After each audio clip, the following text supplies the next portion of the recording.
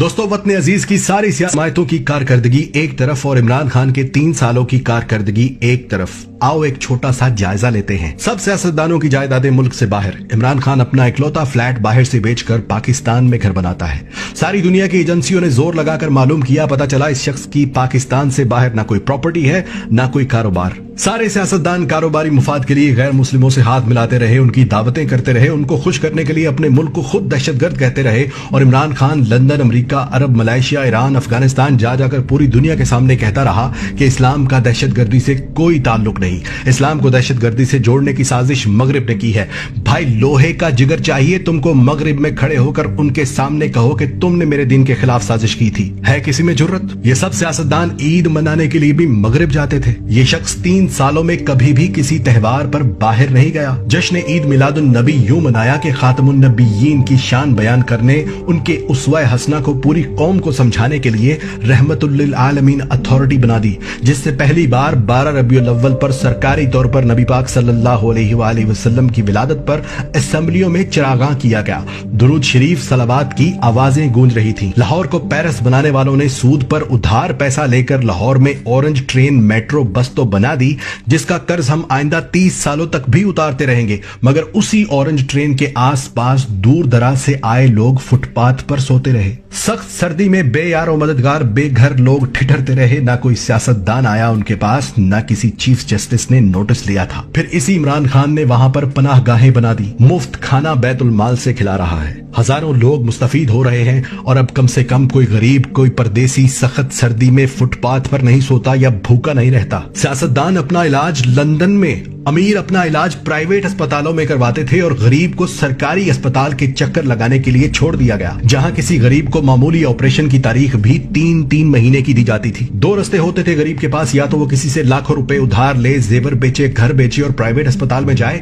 یا پھر 3 ماہ تک سرکاری اسپتال میں باری آنے کا انتظار کرے۔ اور آج اسی عمران خان نے پہلے پختونخوا اور اب پنجاب کے ہر خاندان کو 10 لاکھ روپے سالانہ کی انشورنس مفت کروا دی کہ جاؤ امیر غریب ایک جگہ پر علاج کرواؤ، پیسہ حکومت دے گی۔ کسان کو آڑتی لوٹ لیتے تھے، بیج اور کھاد ادھار دے کر کہتے تھے کہ فصل پوری ہمیں دینا، اور کسان مجبور ہو کر دیتا تھا۔ اونے پونے خرید کر گودام بھر لیتے تھے، نہ گنے کی پوری قیمت دیتے تھے نہ گندم کی۔ اسی عمران خان نے مفت ٹریکٹر تک تقسیم کیے ہیں، کسانوں کو کسان کارڈز بنا کر دیے جس سے سستی کھاد فراہم کی جا رہی ہے۔ حالانکہ تاجر مافیا اتنے ہی زور سے کھاد بلیک میں بیچ رہا ہے تاکہ حکومت کو گندا کر سکے، لیکن حکومت ایک ایک کر کے ان سب کے گوداموں کو سیل کر رہی ہے تاکہ کسان تک کھاد سستی پہنچے اور کسان کسی کی دباؤ میں آ کر اپنی فصل گروی نہ رکھے۔ دنیا کی سب سے بہترین ایئر لائن، دنیا کے سب سے بہادر پائلٹس، دنیا کی سب سے تیز ترین سروس دینے والی PIA کو سیاستدانوں نے کباڑا کر دیا، اور یہاں تک نہیں چھوڑا بلکہ اس کو بیچنے کی رٹ لگا رہے تھے، یہاں تک کہ اس کے ساتھ قومی سٹیل مل مفت دے رہے تھے۔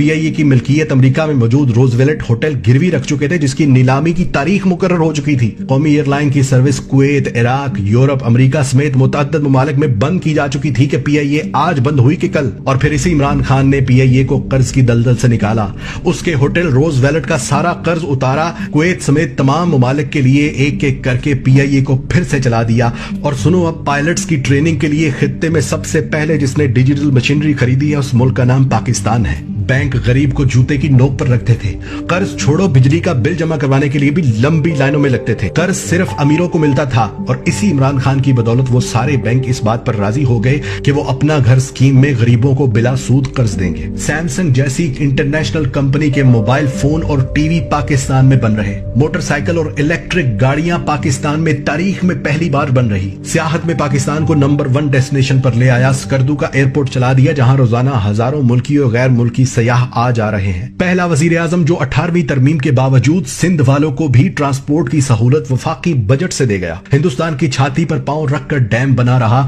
گلگت بلتستان کو پاکستان کا آفیشیلی حصہ بنا دیا، افغانستان اور امریکہ کی 20 سال سے چل رہی جنگ ختم کروا دی، پردیسیوں کے لیے روشن ڈیجیٹل اکاؤنٹس کھولنے کی سہولت دے دی، نادرا کے باہر لگی لمبی لائنیں ختم کر دی، کسی پرائیویٹ انشورنس کمپنی کے طرز کے دفاتر بنا دیے، جہاں عورتوں مردوں کے لیے علیحدہ انتظار گاہیں، ایئر کنڈیشن کی سہولت، نئے درخت لگانا تو دور، یہاں ہزاروں درختوں کے روزانہ کاٹنے کی خبریں چلتی تھیں، وہاں آج کروڑ نہیں، ارب نہیں، खरब दरख्त लगा रहे हैं, जिससे दुनिया पाकिस्तान को शाबाश दे रही है। और जो पाकिस्तान 3 साल पहले तक सिफारती महाज पर अकेला हो चुका था, उसी पाकिस्तान की एक आवाज पर 56 ममालिक के सरबराहान OIC का इजलास अटेंड करने पाकिस्तान आ गए। आज तक की सबसे ज्यादा एक्सपोर्ट इन 3 सालों में हुई, आज तक की सबसे ज्यादा रेमिटेंस इन 3 सालों में आई, आज तक की सबसे ज्यादा तेज इंडस्ट्री इन 3 सालों में शुरू हुई। अब मुझे बताओ कि मैं इमरान खान को किस चीज के लिए ब्लेम करूं? अमीर गरीब को एक निसाब देने के लिए, परदेशियों को वोट डालने का हक देने के लिए, किसान को फसल का पूरा मुआवजा देने के लिए, अरबों से अपने परदेशियों से बराबरी का सलूक करने की दरख्वास्तें करने के लिए, अमेरिका को एब्सोल्युटली नॉट कहने के लिए, मोदी को साड़ियां और आम भेजने की बजाय रिटेलिएशन की धमकी देने के लिए, अक़वाम मुत्तहिदा में ला इलाहा इल्लल्लाह कहकर हम लड़ेंगे का नारा लगाने पर, गरीब अमीर का एक जैसा इलाज करवाने पर, जखीरा अंदाजों के खिलाफ तहरीक चलाने पर, एक्सपोर्ट बढ़ाने और इंपोर्ट को रोकने पर, पुलिस को अवाम दोस्त बनाने पर, सहाफियों को झूठ बोलने पर सजा देने पर, किस चीज पर मैं ब्लेम करूं उसे? भाइयों, कोरोना के बावजूद इस शख्स ने अल्लाह की मदद से 70 साला पाकिस्तान की तारीख के मुकाबले में वो काम किए हैं कि अल्लाह की कसम मुझे अब इस पर कोई शक नहीं कि इस शख्स के साथ अल्लाह की तरफ से खास रहमत है। वरना 56 ममालिक में वाहिद एटमी ताकत सरहदों पर दुश्मनों से घिरा हुआ मुल्क पाकिस्तान इसराइल और अमेरिका को एब्सोल्युटली नॉट बोलकर जाता कहां? अगर किसी को मेरे बताए गए एक भी लफ्ज पर शक हो तो अपने सोर्सेस से चेक करना, एक एक लफ्ज सच निकलेगा, एक एक बात हकीकत निकलेगी। और आज पहली बार मैं पाकिस्तान के साथ साथ इमरान खान को भी जिंदाबाद कहता हूं।